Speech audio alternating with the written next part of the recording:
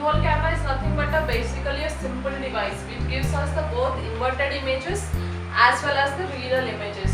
So it is made up of two rectangular shaped boxes, a larger box and a smaller box. This larger box and smaller box both are cut at one end. That means one end of the rectangular boxes are open. At this larger box end there will be a small pinhole, round shaped hole, and at the smaller box end there will be a transparent paper. So you will take two rectangular shaped boxes, one larger in size, one smaller in size. The larger box will be cut at one end as well as the smaller box will be cut at one end. Then and the other opposite end through which it was cut.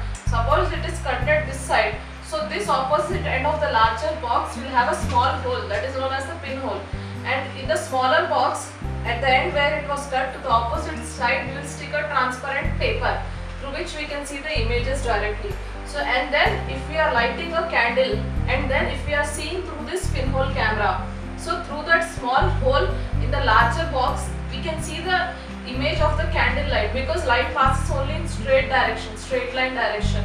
So the candle light burning image will pass through the pinhole in a straight line direction.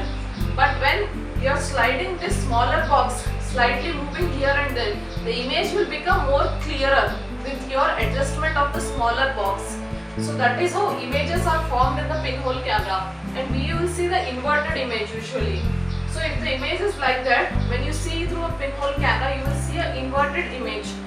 And we can make pinhole cameras at home also. We can take two plastic pipes, we can cover that with paper, or we can take rectangular boxes, we can cover them with paper and observe. So light travels in a straight direction. The candle light will be seen through that pinhole camera in a straight line direction only. And when you adjust to the smaller box, you will see the image more clearly. That is on the transparent paper present inside this smaller box, the image will be reflected. So that is how pinhole camera works. So one of the box snugly fits inside the other box. So inside the larger box, the smaller box fits and slides to and fro. So it can be moved to and fro. There is a pin-sized hole at the front of the camera. So here you will have a pin-sized hole and translucent screen at the back of the camera. In the smaller box, we will have here a transparent sheet. There is a pin-sized hole at the front of the camera in the bigger box, and translucent screen at the back of the camera. That is, the smaller box will have the translucent screen here. So distance between the pinhole and the screen can be adjusted to obtain the clear image of the object. So the smaller box easily slides inside the larger box. So you have to see through it like this. In the front will be the candlelight image. While adjusting the smaller box, the image will be clear. The image will become clear as you adjust the smaller box. And usually in the pinhole camera we get the inverted images. So that is how shadows forms and light passes through a straight line. So that was about the pinhole camera. So the next part is mirrors and reflections. So when light falls on any shiny object, the light rays bounce back. So if it is a shiny object and if lights are falling, so it bounces back. So this phenomena is called reflection of light. Light falls on any shiny object and goes back. That is nothing but the reflection property of the light. Light falling on any object and bouncing back.